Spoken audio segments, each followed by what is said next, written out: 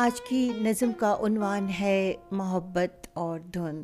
آپ سب کے لیے محبت دھن جیسی ہے، محبت دھند جیسی ہے، اگر رستے میں آ جائے، اگر رستے میں آ جائے نظر کچھ بھی نہیں آتا، نظر کچھ بھی نہیں آتا، قدم رکتے نہیں پھر بھی، قدم رکتے نہیں پھر بھی۔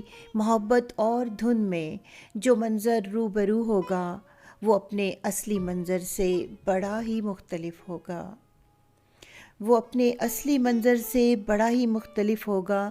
ذرا سا دور جا کر پھر کسی منظر کا چہرہ جب دکھائی دیتا ہے ہم کو، بڑی تکلیف ہوتی ہے مگر واپس پلٹنے کا کوئی رستہ نہیں ملتا۔